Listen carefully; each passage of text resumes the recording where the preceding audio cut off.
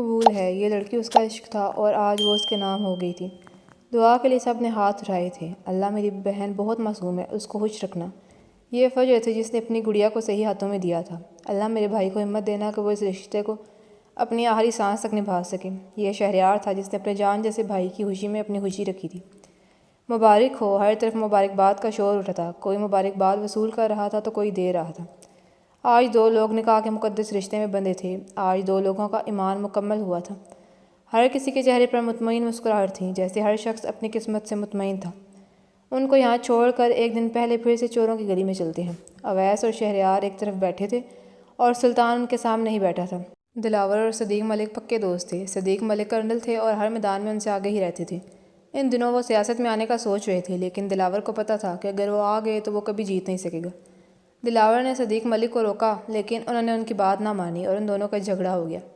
دلاور خان نے دوستی توڑ دی تھی اور صدیق ملک جیت گئے تھے۔ غصے میں آ کر انہوں نے صدیق ملک کو اپنے لڑکوں کے ذریعے قتل کر دیا۔ پھر عارف صاحب نے کیس کیا تو دلاور خان نے سارے ثبوت مٹا دیے اور گواہوں کو بھی خرید لیا۔ وہ کیس ہار گئے، لیکن عارف پھر بھی خاموش نہیں بیٹھے۔ مجبوراً دلاور خان نے صدیق ملک کی بڑی بیٹی کو اغوا کر دیا تھا اور پورے 2 دن تک اسے حبس پہ جا میں رکھا تھا۔ ان کا ارادہ اسے چھوڑنے کا نہیں تھا، لیکن پھر ان کے بیٹے بہرام کی نظر اس پر پڑی۔ اس نے اسے ہراس کرنے کی کوشش کی تھی، لیکن بروقت گارڈ نے اسے بچا لیا تھا۔ سلطان اور بھی کچھ کہہ رہا تھا، لیکن شہریار کا ضبط بس اتنا تھا اور وہ تیز تیز قدم اٹھاتا وہاں سے نکل گیا تھا۔ فجر ہال سے سیدھا اپنے اپارٹمنٹ آئی تھی۔ ڈریس چینج کرنے کے بعد اب اس کا ارادہ سونے کا تھا، لیکن اس سے پہلے ہی اسے نوٹیفیکیشن موصول ہوئی تھی۔ کیا ہم مل سکتے ہیں؟ میں نے آپ کا کام کر دیا۔ کسی انجان نمبر سے میسج آیا تھا، لیکن فجر نے بغیر دیر کیے میسج کا جواب ٹائپ کیا تھا۔ میں ایڈریس سینڈ کرتی ہوں، وہاں پر آ جانا۔ کتنا عجیب شخص تھا، جو انجان ہو کر بھی انجان نہیں تھا۔ فجر اپارٹمنٹ سے باہر نکلی تھی اور قریباً 20 منٹ بعد اس نے گاڑی ایک ہوٹل کے سامنے روک دی تھی۔ وہ سیدھا ہوٹل کے ایک کونے میں پڑی ایک ٹیبل کے پاس آئی تھی، جہاں پہلے ہی ایک شخص بیٹھا ہوا تھا۔ یہ غالباً وہی تھا جس نے میسج کیا تھا۔ فجر، یہ ہے وہ سارے کاغذات جو تمہیں چاہیے تھے۔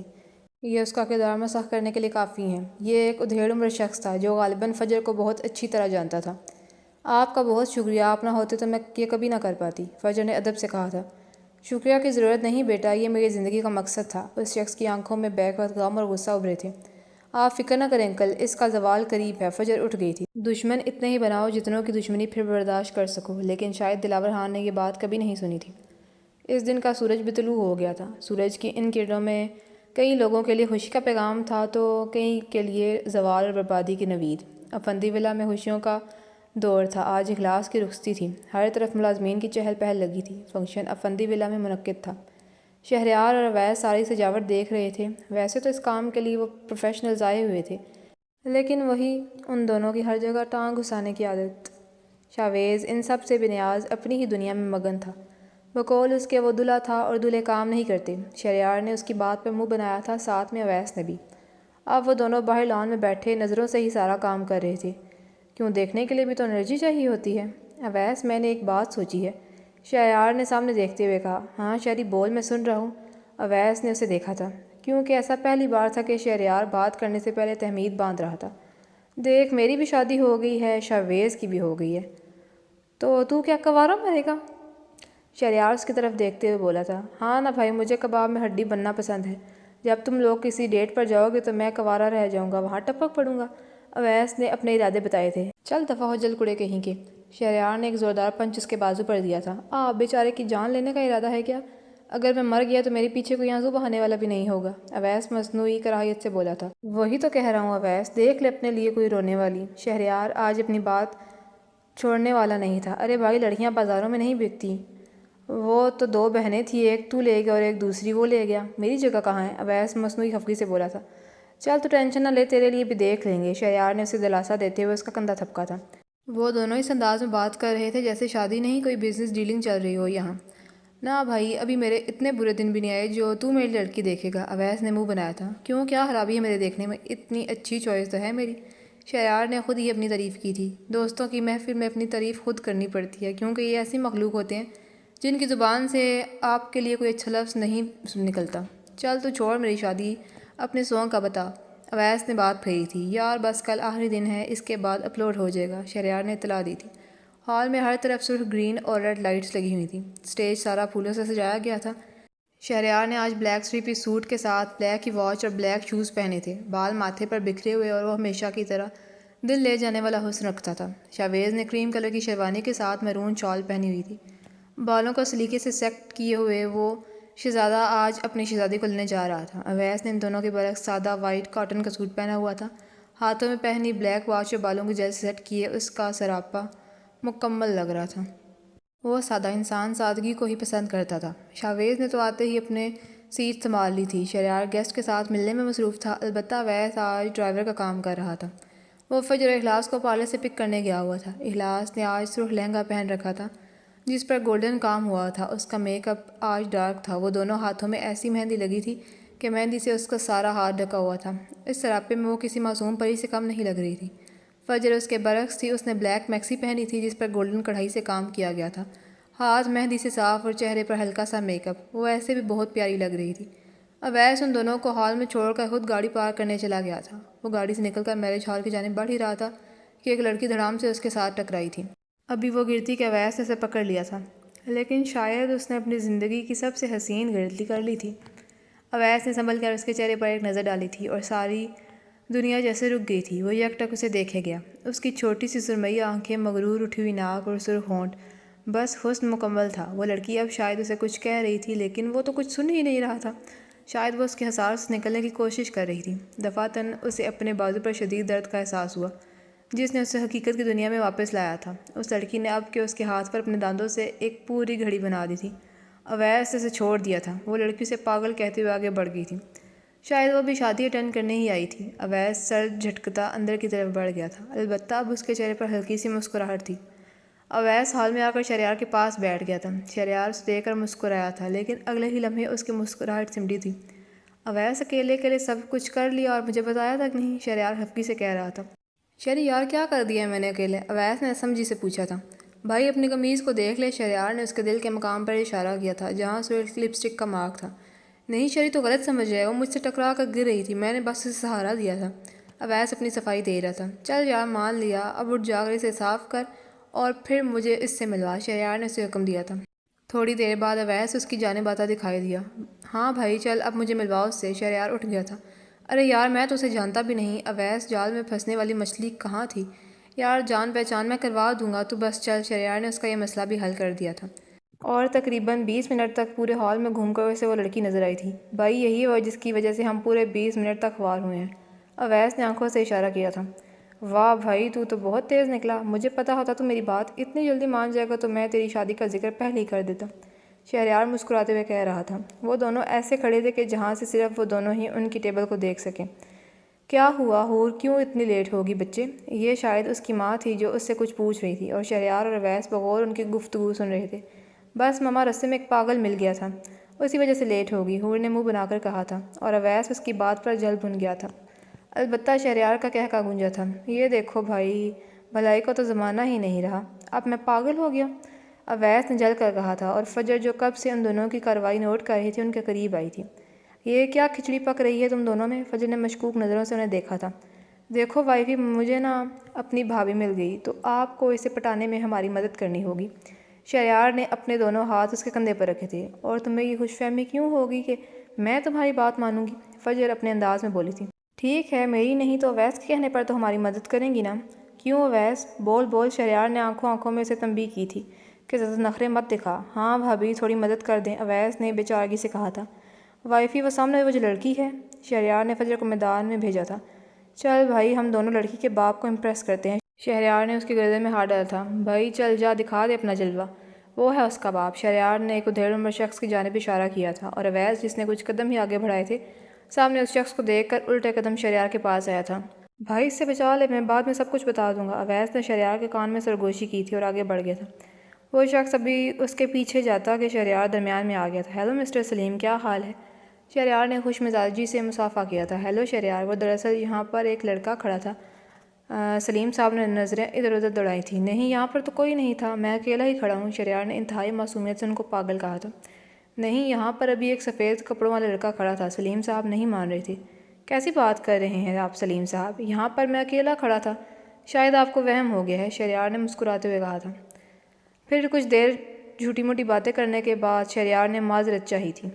اب اس کا ارادہ اویس کی کلاس لینے کا تھا۔ 10 منٹ بعد وہ دونوں کونے میں پڑی ایک ٹیبل پر بیٹھے تھے اور اویس کسی مجرم کی طرح اسے سارا قصہ سنا رہا تھا۔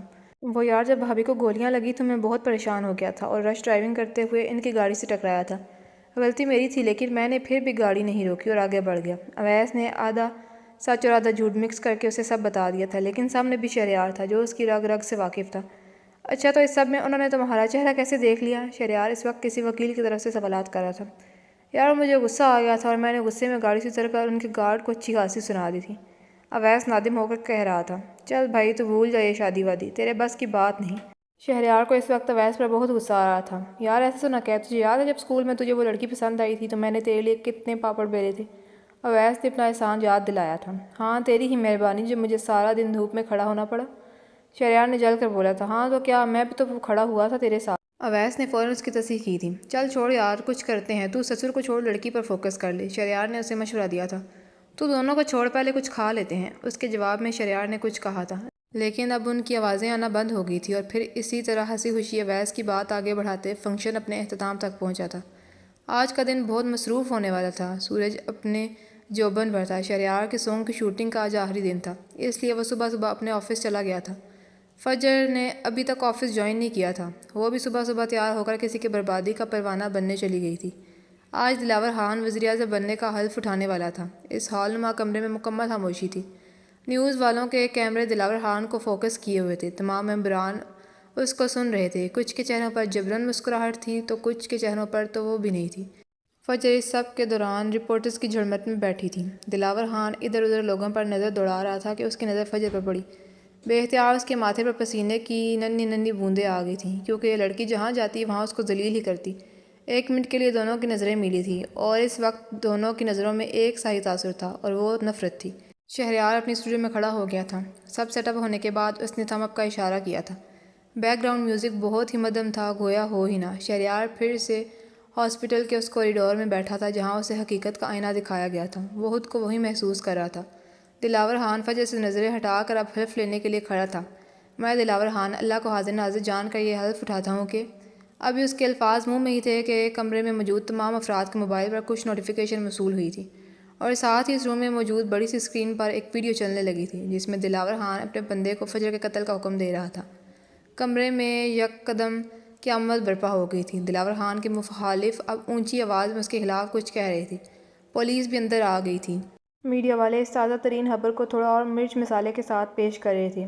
آپ کو بتاتے چلیں کہ سابقہ وزیر اعظم دلاور خان نے فجر نامی لڑکی کے قتل کی نہ صرف کوشش کی بلکہ ان کو ڈرایا اور دھمکایا بھی۔ ناظرین، وزیر اعظم دلاور خان فجر نامی لڑکی کے قتل والے واقعے میں ملوث تھے۔ ہر طرف یہی شور تھا۔ دلاور خان کے چہرے کا رنگ اس قدر سفید پڑا تھا گویا کوئی مردہ ہو۔ شہریار اب گانے کی لائنز بول رہا تھا۔ دور از دسترس سراب تابناک کہ تو، پہنچ سے دور چمکتا سراب یعنی تو۔ گانے کی صرف یہی لائن چینج تھی، باقی سارا گانا اردو میں تھا۔ اور اس وقت شہریار کی آواز میں ایسا درد تھا کہ کچھ اسٹاف کی آنکھیں نم ہو گئی تھیں، لیکن شہریار تو جیسے یہاں تھا ہی نہیں۔ وہ تو دور اپنی زندگی کے گزرے ان تمام لمحوں میں کھویا ہوا تھا جن لمحوں میں اس نے اپنے رب ہونے کا انکار کیا تھا۔ یہ لائنز کوئی معمولی لائنز نہیں تھیں، یہ شہریار افندی کی پوری زندگی کا خلاصہ تھیں۔ تیری جستجو میں نکلے تو عجب سراب دیکھے۔ شہریار کی آنکھوں کے سامنے اب وہ تمام مواقع گھوم رہے تھے جن میں اس نے کوئی ایوارڈ جیتا تھا، کبھی شب کو دن کہا، کبھی دن کو خواب دیکھے۔ دلاور خان کو اب پولیس پکڑ کر لے جا رہی تھی۔ دفعتاً وہ رکا۔ تمہیں کیا لگتا ہے تمہاری یہ معمولی ویڈیو میرا کچھ بگاڑ لے گی؟ 2 منٹ، صرف 2 منٹ کے اندر میں باہر ہوں گا اور پھر تم اپنی خیر منانا۔ دلاور نے چٹکی بجاتے ہوئے کہا تھا۔ اوہ لیکن مجھے تو تمہیں کچھ دکھانا تھا۔ لیکن کیا؟ شاید فجر کی آنکھوں میں اس وقت صفاقی تھی۔ اس نے اپنا موبائل اس کے سامنے کیا تھا۔ اس ویڈیو میں پولیس افسران اس کے گھر میں گھس کر توڑ پھوڑ کر رہے تھے اور اس کے تمام ملازمین بس یک تک ان کو دیکھے جا رہے تھے۔ کوئی انہیں نہیں روک رہا تھا، شاید وہ انہیں روکنا نہیں چاہتے تھے۔ اب سب میں وہ ادھیڑ عمر شخص بھی تھا۔ فجر نے اپنا موبائل نیچے کر لیا تھا۔ دلاور خان غصے سے اس پر جھپٹا تھا، لیکن اس سے پہلے کہ وہ کچھ کرتا پولیس اہلکاروں نے اسے پکڑ لیا تھا۔ انسان کو ان لوگوں پر بالکل بھی بھروسہ نہیں کرنا چاہیے جن کے ساتھ کچھ برا کیا ہو، کیونکہ جب وہ لوگ ڈستے ہیں تو انسان بھری دنیا میں رسوا ہو جاتا ہے۔ فجر آنکھوں میں نفرت لیے کہہ رہی تھی۔ دلاور خان کو اب پولیس موبائل میں بٹھایا جا رہا تھا اور دیکھتے ہی دیکھتے وہ فجر کی آنکھوں سے اوجھل ہو گیا تھا، شاید ہمیشہ کے لیے۔ شہریار اب روم سے باہر آیا تھا۔ تمام لوگ اسے داد دے رہے تھے اور وہ ہلکی سی مسکراہٹ کے ساتھ داد وصول کر رہا تھا۔ اگر کوئی اور زمانہ ہوتا تو اب تک شہریار افندی وہاں سے چلا گیا ہوتا۔ سر آپ ایسے سانگز گایا کریں، یہ زیادہ اچھے ہیں۔ یہ مروہ کی آواز تھی۔ شہریار نے عجیب نظروں سے اسے دیکھا تھا۔ انہیں کیا پتا تھا کہ یہ کوئی سانگ نہیں تھی بلکہ یہ تو اس کی زندگی کی تفسیر تھی۔ لیکن پھر وہ بس مسکرایا ہی، کیونکہ آج شہریار افندی نے ایک فیصلہ کیا تھا۔ اویس آج اپنے لیے شاپنگ کرنے مال میں آیا ہوا تھا۔ اس نے مال کا دروازہ کھولا ہی تھا کہ سامنے سے وہ دشمن جان نظر آئی تھی۔ وہ شاید پیچھے کسی سے کچھ بات کر رہی تھی، تبھی اویس سے ایک بار پھر ٹکرائی تھی۔ لیکن اس دفعہ اویس نے اسے بچانے کی کوشش نہیں کی تھی، کیونکہ اسے کل والا خطاب یاد تھا۔ اس نے اویس کو دیکھا تھا۔ اے لڑکی، تمہاری آنکھیں ہیں یا بٹن؟ جب دیکھو مجھ سے ٹکراتی رہتی ہو۔ اویس نے بات کا آغاز کیا تھا۔ حور جو زمین پر بیٹھی تھی جھٹ سے اٹھ کھڑی ہوئی تھی۔ کیا تم مجھے سہارا نہیں دے سکتے تھے، جاہل انسان؟ حور غصے سے بولی تھی۔ کل دینے کی کوشش کی تھی لیکن شاید آپ کو اچھا نہیں لگا، تبھی مجھے پاگل کہہ دیا تھا۔ اویس نے اپنا حساب برابر کیا تھا۔ ہاں تو مسئلہ مجھے تمہارے سہارے سے نہیں تھا بلکہ تمہارے دیکھنے سے تھا، حور نے ہڑبڑا کر کہا تھا۔ ہاں تو بی بی، اللہ نے مجھے اتنی بڑی بڑی آنکھیں دی ہیں تو اس سے دیکھوں گا ہی نا۔ آپ کی طرح تھوڑی ہوں جو دیکھے بغیر کسی پر بھی چڑھ جاؤں۔ اویس اپنے مزاج کے بالکل برعکس اس سے بات کر رہا تھا، ورنہ تو وہ کام و کول بوائے تھا۔ رکو، تم یہی رکو، تمہیں دیکھتی ہوں۔ حور نے اس سے تھوڑا دور جا کر پتھر اٹھایا تھا اور پھر اس تکائی تھی۔ ارے بی بی، شادی سے پہلے خود کو کیوں بیوہ کر رہی ہو؟ آپ کو تو کوئی فرق نہیں پڑے گا، البتہ اس دنیا سے ایک جینیس آدمی چلا جائے گا۔ اویس نے باتوں باتوں میں ہی اسے بتا دیا تھا۔ کیا مطلب، میں کیوں بیوہ ہوں گی؟ حور نے اپنی چھوٹی چھوٹی آنکھیں مزید چھوٹی کی تھیں۔ مطلب یہ ہے کہ میں آپ سے شادی کرنا چاہتا ہوں۔ اویس بات کو کہاں سے کہاں لے گیا۔ مسٹر، آپ کا دماغ درست ہے کیا؟ ایسے ہوتے ہیں رشتے؟ حور کو پتہ نہیں کیوں اس کی بات پر غصہ نہیں آیا تھا۔ شاید اسے اس شخص کی کسی بھی بات پر کبھی غصہ آ ہی نہیں سکتا تھا، کیونکہ اس شخص کو ہی تو وہ چاہتی تھی۔ اویس کو اس نے پہلی بار شہریار کے ولیمے پر دیکھا تھا اور پھر اس کے بعد اس کے دل نے اسے ہی دیکھنا چاہا۔ مطلب آپ کو کوئی اعتراض نہیں؟ اویس نے اپنے مطلب کی بات کی تھی۔ اور میں نے یہ کب کہا؟ حور واپس سے اپنی ٹون میں آ گئی تھی۔ ابھی تو کہا آپ نے، اویس نے معصومیت سے کہا تھا۔ اللہ، تم کتنے جھوٹے ہو، میں نے کب؟ ابھی وہ کچھ کہتی کہ کسی نے اسے آواز دی تھی۔ حور، ادھر آؤ بیٹا، اس کو دیکھو۔ وہ آگے بڑھ گئی تھی۔ مجھے امید ہے آپ منع نہیں کریں گی، اویس نے اسے پیچھے سے آواز دی تھی۔ حور نے ایک پل کے لیے پیچھے مڑ کر دیکھا تھا اور پھر سر جھٹک کر آگے بڑھ گئی تھی۔ فجر اپنے اپارٹمنٹ کے ٹیرس پر کھڑی ہوئی تھی۔ آخرکار اس کے سالوں کی محنت کا پھل اسے مل گیا تھا۔ اس کے ہاتھ میں ڈرائی فروٹس کا ایک پلیٹ تھا اور وہ وقفے وقفے سے اس میں سے ایک لے کے کھا رہی تھی۔ یہاں سے وہ سارے شہر کی برقیوں اور کمکموں کو دیکھ سکتی تھی۔ رات کی سیاہی آسمان پر پھیلی ہوئی تھی اور چاند آج اس کی زندگی کی طرح مکمل تھا۔ آسمان پر تھوڑے تھوڑے بادل تھے اور ان کے ساتھ کھیلتا چاند کبھی سامنے سے اس کو دیکھ کر مسکراتا اور کبھی بادلوں کی اوٹ میں چھپ کر اس کو دیکھتا۔ فجر دلچسپی سے یہ اس منظر کو دیکھ رہی تھی۔ دفعتاً اسے چوکھٹ پر کسی کے قدموں کی آہٹ محسوس ہوئی تھی۔ یہ وہی تھا، اتنا عرصہ اس کے ساتھ رہنے کے بعد اب وہ اس کے قدموں کی آہٹ کو بھی پہچان گئی تھی۔ شہریار خاموشی سے آگے بڑھ کر اس کے ساتھ پڑی کرسی پر بیٹھ گیا تھا۔ میں تمہیں نیچے ڈھونڈ رہا تھا، شہریار نرمی سے آہستہ آواز میں بولا تھا۔ ہاں، بس نیچے دل نہیں لگ رہا تھا تو سوچا اوپر آ جاؤں، فجر نے بھی نرمی سے جواب دیا تھا۔ تاریخ میں یہ بات لکھی جائے گی کہ کہیں پہلی بار ان دونوں نے نرمی اور سکون سے بات کی تھی، ورنہ تو ان کی لڑائی ختم نہیں ہوتی تھی۔ کیا تم ٹھیک ہو؟ شہریار نے ایک بار پھر نرمی سے پوچھا تھا۔ نہ کرو یار، اتنی میٹھی باتیں نہ کرو، ایسا نہ ہو مجھے شوگر ہو جائے، فجر اس کو دیکھتے ہوئے مسکرا کر بولی تھی۔ یار، انتہائی کوئی ان رومانٹک بیوی ملی ہے مجھے، شہریار نے ہر بار کہی جانے والی بات ایک بار پھر دہرائی تھی۔ ہاں تو تم بڑے رومانٹک شوہر، فجر نے منہ چڑھایا تھا۔ ہاں تو میں ہوں نا، یہ دیکھو تمہارے لیے کیا لایا ہوں، شہریار نے ایک انگوٹھی اس کے سامنے کی تھی۔ واہ، یہ کتنی خوبصورت ہے، فجر نے بے اختیار اس کی تعریف کی تھی۔ میں آئی، شہریار نے اجازت چاہی تھی۔ شور، فجر نے جھٹ سے اپنا دودھیا ہاتھ اس کے سامنے کیا تھا اور شہریار نے انتہائی نرمی کے ساتھ اس کو وہ انگوٹھی پہنائی تھی۔ تمہیں پتہ ہے سالار نے بھی امامہ کو بالکل ایسی انگوٹھی گفٹ کی تھی، فجر نے اس کی معلومات میں اضافہ کیا تھا۔ ہاں، اس نے تو تمہیں دکھائی تھی نا، شہریار جل کر بولا تھا۔ ایک تو اس کی بیوی کی ہر بات میں ناولز کے ہیروز ضرور ہوتے ہیں۔ میں نے تمہارا سانگ سنا تھا، فجر نے بات بدلتے ہوئے کہا تھا۔ کیسی لگی میری آواز؟ شہریار ایک بار پھر پرجوش ہوا تھا۔ بالکل شیوا کے نانا جیسی آواز تھی، میں نے تو جلدی سے بند کر دیا، ایسا نہ ہو زلزلہ آ جائے، فجر نے مسکراہٹ دباتے ہوئے کہا تھا۔ وائفی، ویسے شوہر سے جلنا اچھی بات نہیں ہے، شہریار نے اسے کچھ یاد دلایا تھا۔ فجر نے اس کے جواب میں کچھ کہا تھا جس پر وہ دونوں کھلکھلا کر ہنسنے لگے تھے۔ وہ دونوں اسی طرح بیٹھے باتیں کرتے رہے اور اوپر آسمان پر مکمل چاند ان کو دیکھ کر مسکراتا رہا۔